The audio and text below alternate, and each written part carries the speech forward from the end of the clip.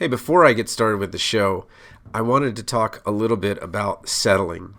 And I was just watching a Ted Lasso episode, and the owner of the Richmond football club, well, soccer, was dating someone, and she was like, it was okay, it was a good relationship, but then she kind of talks to some of her friends, and it's like, well, she's not 100% passionate about it.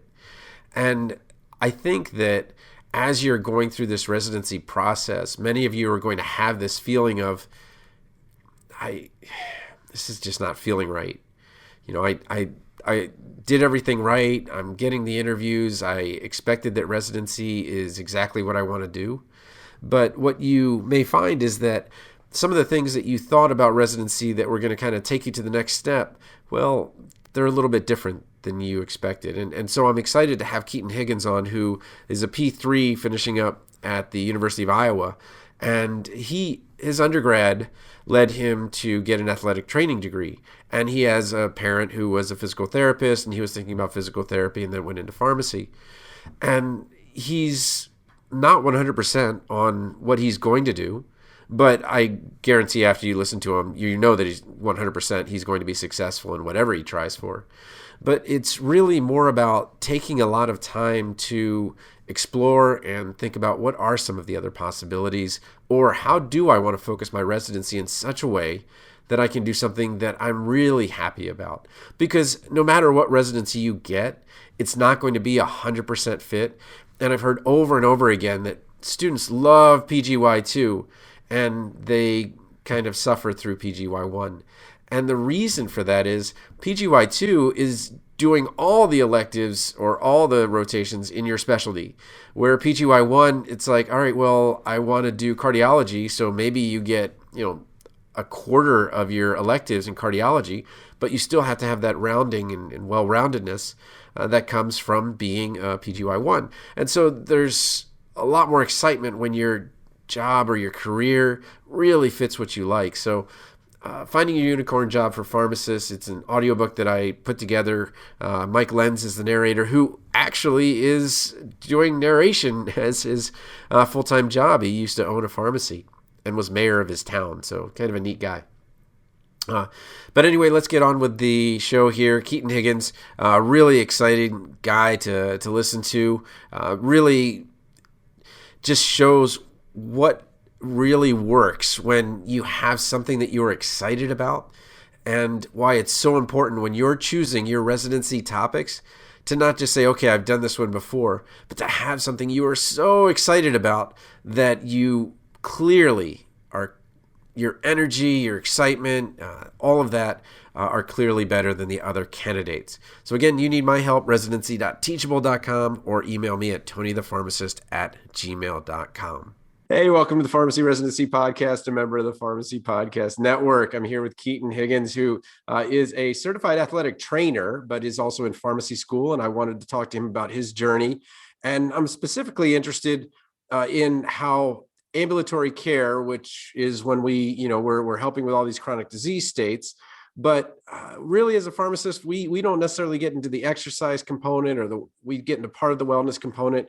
And I'm now teaching at a community college, a physical fitness and wellness class, actually at 11:15, so 11:15 to 12:45. So I'm excited to hear what he has to say about how these things come together. So welcome.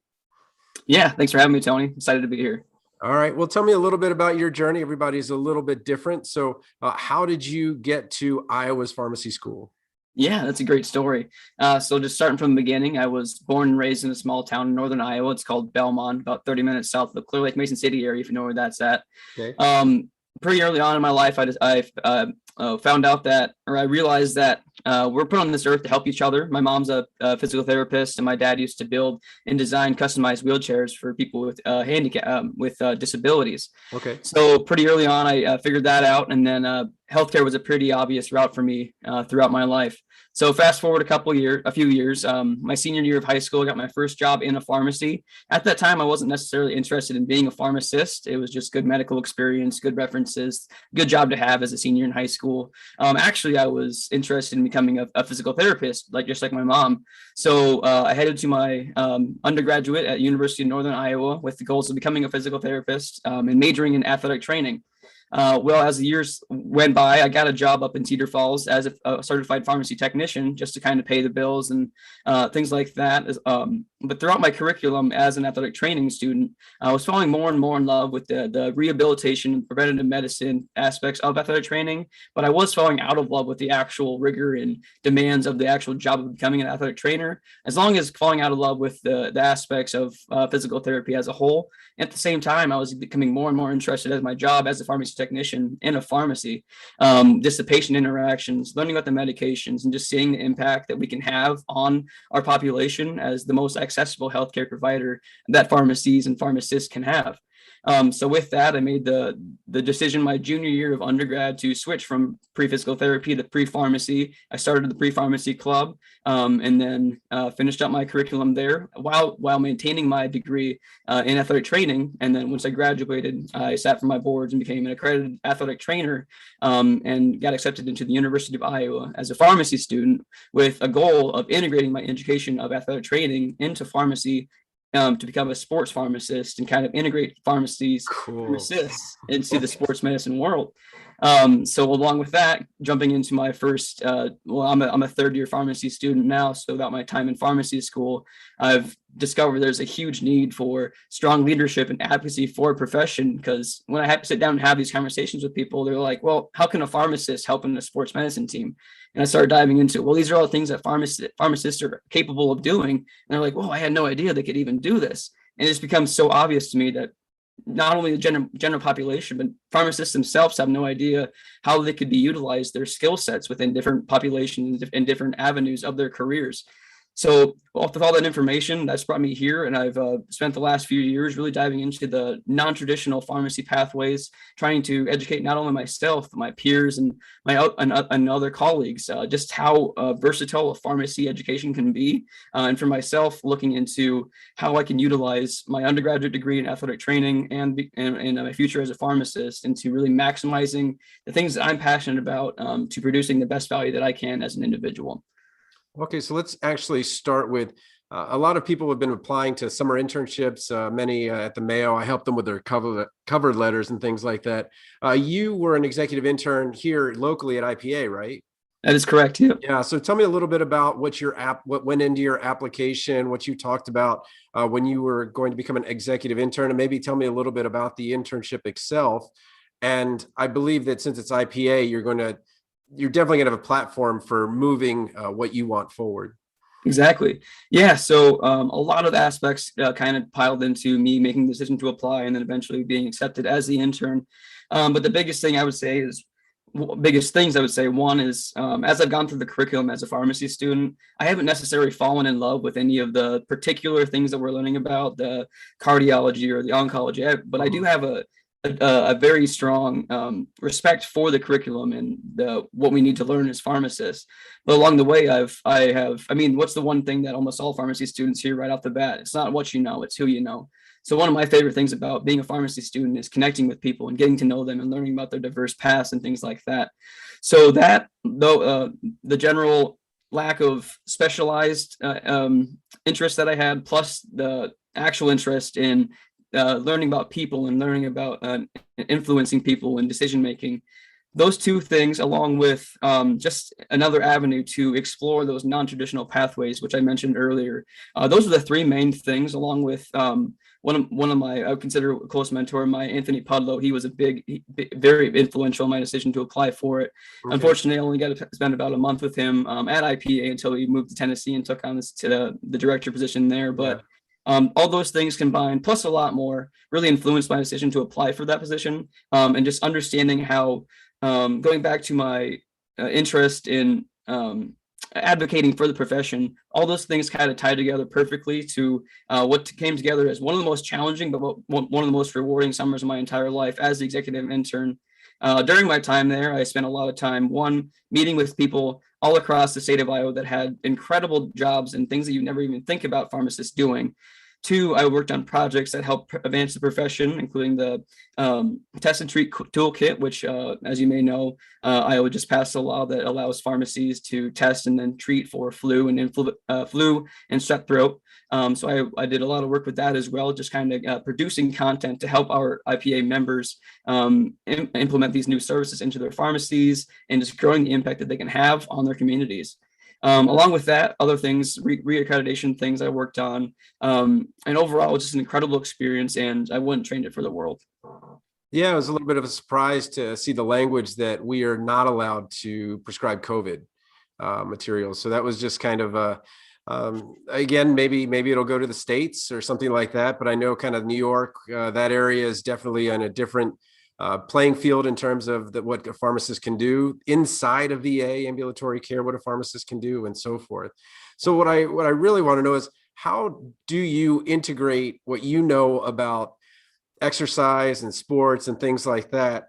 And we could get in the calories in or calories in, calories out, argument here and there, but definitely somebody who exercises is healthy. I think we can, or healthier. We can definitely agree on that. Tell me a little bit about how someone integrates exercise, maybe in ambulatory care. I know that you're P3 going on to P4, or maybe tell me what choices you made for your appies. Maybe that'll give me a better idea. Either way. Yeah, so I mean, exercise is such an integral part of my life, and obviously I think it should be a part of anybody's life, barring any contraindications for them getting up and moving around. But I really see that exercise and rehabilitation and things like that are such a they're not like, it's not either, as a pharmacist, maybe people expect me to say, "Oh, take this medication and cure this." No, it's all just, they're all those tools in the toolkit. And I think first and foremost, I mean, the first thing we learn in all of our courses as we're going through our curriculum is, first line's usually weight management and eating right and things like that. But we don't learn anything about it. Like, why not? Like, and then we move on to the medications we should be learning. Yes, obviously the medications have a place and they should be used supplemental to those other things, barring any other, again, contraindications for that. But I just see, yes, as pharmacists, we are the experts in medications, but we should also be the experts of getting people off of those medications or preventing people from going on those medications. Right. And there's just so many avenues that we could utilize the education that we have. And if just learning about the exercise that I was grateful to have as an undergrad, I understand how to treat injuries, how to treat chronic pain. I understand how to kind of develop healthy exercise skills and general life, things like that. So I just see so many avenues for it, and integrating those all together. Unfortunately, mentioning the appies, there wasn't too many opportunities for me to work within that healthy physical space. I was planning on doing a rotation with the United States Anti-Doping Association. Unfortunately, that fell through. But I do currently have one set up with the APHA to continue my advocacy efforts to really grow the impact that we can have as pharmacists. And just going along I'm actually going to the National Athletic Training Association conference this summer, along with some of my other pharmacist friends, that we'll be sitting at booths and educating athletic trainers and other members of that community on just the impact that pharmacists can have within the athletic space and the sports medicine space. So I'm really excited about all those. I'll be going back to UNI this summer, or this spring, to teach some courses on pharmacology, just to kind of really integrate that, how important pharmacists could be within that exercise and sports medicine space. So a lot of opportunities there, Tony. I really believe it. Tell me, so you're going to DC? Yep. So you'll be staying in DC. That's cool. My wife did that. I want to say it was a decade ago, but it's just an amazing experience. And are you going during the block that's going to be at the APHA meeting, or is it a different block? No, it is. It'll hopefully, barring unforeseen circumstances, of course, it'll be like around September, October. I really wanted to get that experience in before I had to make any decisions regarding fellowships or residencies. So yeah. Otherwise, I did have a plan for that, but I just figured this would be a better decision-making process for me. Yeah, and I don't know if the IPA fellowship requires a residency. I'm not sure if it does or not, but some of the fellowships are better choices, definitely for that. Okay, well, let's talk a little bit about how you can actually stay healthy during pharmacy school, because it sounds like it's in your blood, so it's not a problem for you. but some of your classmates and certainly the residents that are out there are making decisions right now that they are what I call the unhealthy health professional. And let's hit physical health first, but then let's also what you know about mental wellness and mental health. What can you kind of tell us that would allow a resident to have? We always use that word balance, but I mean it's tough to balance when you got a 65-hour week. But let's say physically, how do you keep busy under the duress of that kind of stress and those requirements that you guys have? Yeah, well, I'll just throw that out there right off the bat. My boss this summer, CEO Kate Gaynor at IPA, she doesn't use the word balance; she uses the word integration, and I think that's Okay. a really important aspect to it. It's not really about balancing; it's figuring out what works best for you and your lifestyle. So with that, the number one thing that I have to say is just setting your priorities. And with that, there's not one right answer to this question, Tony. What's the right answer for me is not going to be the right answer for somebody else. But regarding my physical health, I made it a priority in my life. So you can catch me at the gym at 6 a.m. 5 to 6 days a week. I know that's not doable for some people, but it works for me. And that's really how I prioritize my physical health. I make time for it. I'm very diligent when it comes to my calendar. You can ask my friends that I show them my calendar on my phone and they're like, crazy, I don't get it. I have almost every half hour, 1 hour down to the hour blocked out on what I'm going to focus on now. And I really, my mind focuses best when I put things into buckets, and I can set aside this time to work out, exercise. I can set aside this time to study. I know I have to go to class from X to Y. And that just really helps me, especially visualize it. So I guess my advice to residents, pharmacy students that may be struggling with that and are looking for ways to do that is just really make sure you have your priorities straight. Make sure you're spending time doing things that you love doing, and really carving up that time in the day. Like it's not really cliche, but we all have the same 24 hours in the day. You make time for what matters, and if you don't, something else takes up that time. And you have to just take control of your day before it can take control of you. That's my best advice for physical health. Okay, mental health. Mental health is I'm a big proponent of reading, self-development. And again, it just comes down to finding time within the day to do that. If that's during the day, if that's at bedtime, I really like to read before bed, kind of wind down, just have my own personal time for that, just a thing to think and reflect. I know others have great success with journaling and meditation. I've tried some of those things and I really want to get back to doing them. But at this point in my life, it hasn't been a priority of mine. Which you'll notice is a big aspect of what I do is priorities, as I mentioned. But I love reading. I love, again, carving out time to hang out with my friends that I know that are beneficial to myself and my surroundings. I make time for the things I like to do. I'm not going to sit here and pretend like I'm a perfect person. I love drinking craft beers as much as the next guy, or maybe even more. I love having good times, shooting pool with my friends. So it's just making time for those things and being very being very word escaping right now, but it's making sure you intentional. Yes. Yeah. Thank you. Being very intentional with your time. And I'm very intentional with my time, people I surround myself, and things that I do. So those have helped me really kind of align my goals with what I want to do with my life and the time that I have. Okay. So what I have in my class, I'm going to be teaching in about an hour. I have a group of 21 students, and I would say about half to maybe 3/4 of them are going to be moving on to the same kind of degree that you had at UNI.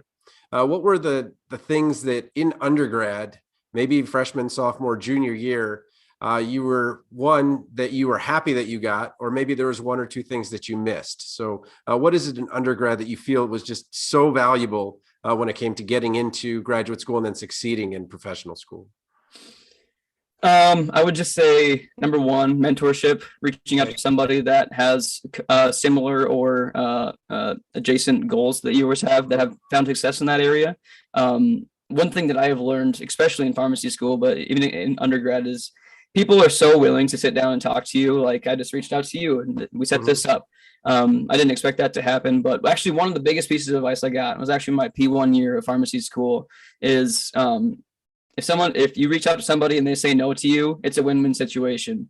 Well, if you reach out to them and they say yes, you get to set up a meeting with them, you get to know them. If they say no to you, that's more of a reflection on who they are as a person, and in contrast to who you are. Do you really want to spend time with somebody that doesn't want to make time for you in their life? So I really just take that as a mindset of when I reach out to people, it's like, hey, either I'm going to set up a meeting with this person or they're going to be too busy for me, and I don't want to give them my time anyways. So that's been a big help to me. Otherwise, it's just really, especially on undergrad, exploring everything you possibly can, really finding out your interest before you really commit to anything at all. Which I feel really blessed in the fact that I started off school as thinking I want to be a physical therapist, because I got to make the conscious decision that I didn't want to be a physical therapist and I wanted to be a pharmacist. So I think that's really helped me in my career arc, as I've been very intentional and I'm passionate about pharmacy. I didn't really let it fall into me. My mom's a physical therapist. That's about the extent of healthcare workers in my family. Yeah. So I haven't really just kind of pigeonhole myself into anything really. So I think that's really helped me keep an open mind towards everything, kind of ruling out the things I do like and things I don't like, which may be even more important later on in life. So those are things that I found effective. It's funny. I had a student who was a pharmacy technician, and she had her choice of organic chemistry or physics. And she's like, nah, I'm going to do physics. And so she became a physical therapist at DMU. She just graduated. And she actually was so good with her money that she actually graduated with no debt. Wow. But that was just, it's kind of cool how like the one class is like, all right, well, this is going to be my direction. And she likes it the other way. Well, there's certainly been people that have helped you out. Anyone you want to throw a shout out to that have really been maybe mentors, whether faculty or friends or staff, that have really helped you out at Iowa? Yeah, so especially at Iowa, Tom Temple, former CEO of IPA, has been a huge help for me throughout my career. I have a meeting with him later today, actually. He's just been helping me push myself to be a better version of myself, really reach for the high effective leadership and things that I really want to get out of my life. He's always been willing to set up meetings for me and connect me with people that really going to help me push me throughout my career. Kate Gaynor, of course, and the whole IPA staff has been instrumental. Outside of Iowa, Dr. Adam Martin, the fit pharmacist, has been a huge influence on my life. He just quit his job. Yeah, that's awesome though. So happy for him. Yeah. Okay. Yeah, me and the work that me and Adam have done together, I could not thank him enough for that. I could go on and on, Tony. Things have been. I've been so blessed to meet the people that I have in my short time here in Iowa City, University of Iowa, and I really just feel like that's the one reason.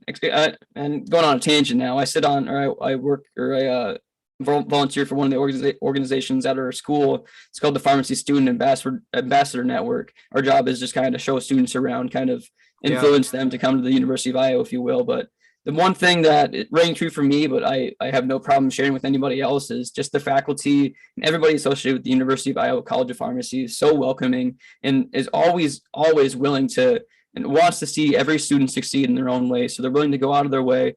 And it's really just a big family. And I know this is the only school I applied for, but I know this is the choice for me. And I could not be happier with decisions I've made so far in my life. Yeah, the data show that people are moving from the privates to the publics, and Iowa is definitely a great place as well. Well, I've asked you a bunch of questions. Is there anything that I didn't ask you that you wanted to make sure that people heard about? That's a great question. I wasn't really prepared for that question, but no, I just say if anybody out there is thinking about pharmacy or thinking about applying for pharmacy or in pharmacy school, that they may be on the fence about something, or they think that their options are limited, I just beg you to explore all the infinite possibilities which being a pharmacist or a pharmacy degree can give you.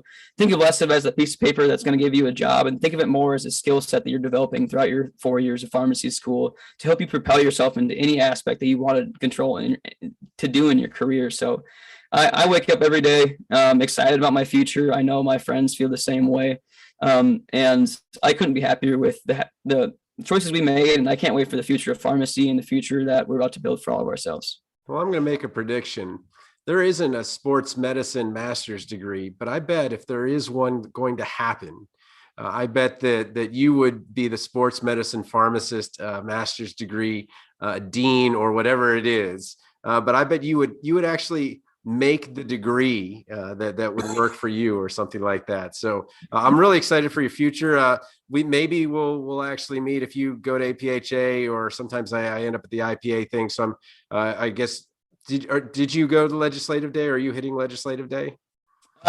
Well, I went my P1 year. Okay. Last year was virtually. Okay. Depending on when this gets released, it hasn't been announced yet, but it has been pushed back till probably about mid-March. So we'll see. I am planning on going to that event in March or whenever it gets rescheduled for. We're trying to get an event with the IPA staff to come to the University of Iowa and kind of get everybody hyped up for that. So I'll definitely be in attendance if schedules allow and COVID allows, of course. But yeah, I will plan on being there. Yeah, something I want to tell everybody is that I took your advice before I got your advice, but I reached out to my senator here, who happens to be Jack Whitver, and I was just like, hey, I just wanted to meet with you for 15 minutes. He said, oh yeah, sure, whatever. And so it was just kind of like, whoa, I'm meeting with the Senate president tomorrow for 15 minutes, and you're absolutely right. If you want to talk to somebody, they will talk to you, and you never know what comes out of it. And if they don't, well, there's your word, priorities. That's going to be the title of your book. Priorities. All right. Well, Keaton Higgins, thanks so much for being on the Pharmacy. I wanted to say the Pharmacy Residency Podcast, member of the Pharmacy Podcast Network.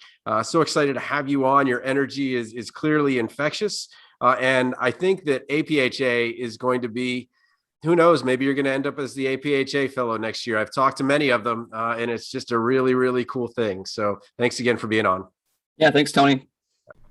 All right. Well, I hope you enjoyed that interview with Keaton Higgins of the University of Iowa College of Pharmacy. Really a great guy, and you just know that he's going to be successful. Again, finding a unicorn job for pharmacists, just a really neat way to take a couple of hours and listen to what other people are doing. There are some jobs that just really work well with a pharmacy job as a side hustle or something that you can kind of take time to get into. And I just really, really enjoyed making it, working with everybody, and I think you'd really enjoy it. So, need my help, residency.teachable.com, TonyThePharmacist@gmail.com.